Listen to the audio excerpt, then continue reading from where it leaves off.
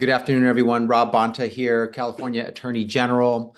I want to thank you for joining us today as I announce the latest action that we're taking to protect federal funding our states rely on and to hold President Trump accountable to the law. 1 week ago, a court ordered the Trump administration to unfreeze $3 trillion in federal funds. With critical state funding still blocked, the administration is not complying with that court order, which is why today I'm leading a coalition of 23 attorneys general in asking the court to enforce its temporary restraining order and to issue a preliminary injunction to ensure the Trump administration immediately reinstates and maintains access to the funds while our court case proceeds. The reality is we shouldn't have to be here. If the president followed the law, we wouldn't have to be here. If the president fully complied with the court order our coalition secured, we wouldn't have to be here. By not doing either, the president and his administration have forced our hand. They forced our hand when they tried to freeze $3 trillion in nationwide federal funding. In California, that means $107.5 billion of Medicaid funding is on the line. The Medicaid program serves approximately 14.5 million Californians, 5 million children, and 2.3 million seniors and individuals with disabilities. It means that additional billions of dollars of infrastructure and climate funding are on the line. All told, we're talking 34%, over a third of our state budget, a massive, irreplaceable chunk. These are funds that California relies on to provide healthcare services, child care, foster care, education, and food services for children, and support for the elderly. Funds that ensure our roads and our bridges don't fall into disrepair, that keep our public transportation moving. Funds that make over 9,000 state jobs possible in California alone. Funds that Congress, a co-equal branch of our government, legally allocated through the Inflation Reduction Act and the Infrastructure Investment and Jobs Act, also known as the Bipartisan Infrastructure Law.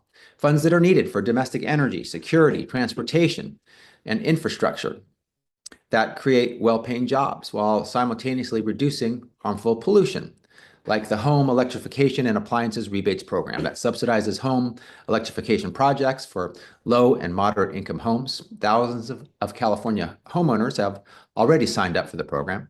Some who've even started projects and been left to foot the bill because the rebates aren't coming through, like the Climate Pollution Reduction Grant Program that supports greenhouse gas reduction measures, including one project in California that's working to clean up air pollution along a busy transit corridor between the Imperial Valley and the Port of Los Angeles.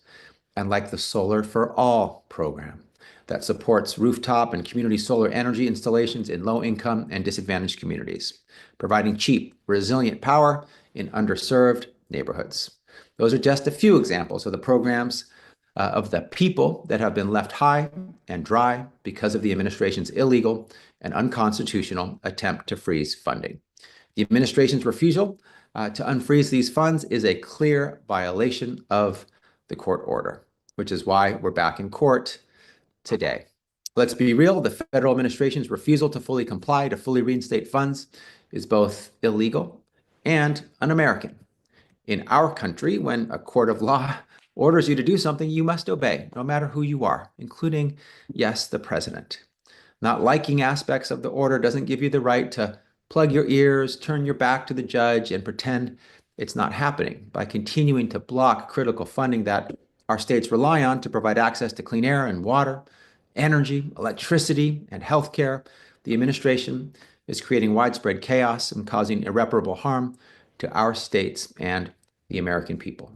By not complying with the court order, by attempting to usurp Congress's constitutional responsibility to hold the purse strings, the president is spitting in the face of our democracy, violating the separation of powers and failing to honor the authority of co-equal branches of government, foundational principles that make our country great, that define who we are, blowing past the checks and balances that ensure the stability of America and prevent an authoritarian from taking control, doing what he wants, when he wants, how he wants, regardless of our laws and regardless of our Constitution. That is not how it works. As Attorney General, it's my duty to uphold, defend, and enforce our laws that apply to all. I refuse to allow the president and his administration to willfully violate the law and operate outside the bounds of our Constitution.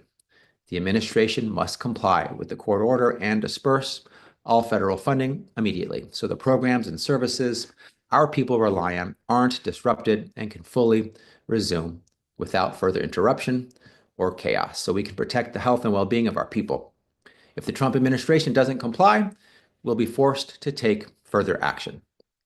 I want to express my appreciation for the partnership and commitment of this coalition of attorneys general, including my co-leads in New York and Rhode Island, Massachusetts, and Illinois. I also want to recognize that none of this would be possible without the public servants on my team who've been meeting the moment, stepping up, rising to the occasion, pulling all-nighters, working weekends, fully dedicating themselves to this important work. The members of our civil rights enforcement, government law, environmental justice and protection, and natural resources law sections. They don't do it for the recognition, but I'm going to give it to them anyway because they deserve it and they've earned it. Rebecca Hunter, Dylan Redor, Natalie Collins, Robert Swanson, Theodore McCombs, Ken Sugarman, Heidi Joya, Carly Munson, Nicholas Green, Sean Puttick, Marie Logan, Josh Potashnik, Laura Fair, Christine Chuang, Dennis Beck, Kathleen Borgers, Thomas Patterson, Christina Bull-Arndt, Nellie Pama, Michael Newman. Thank you to all on those teams and all involved in this effort.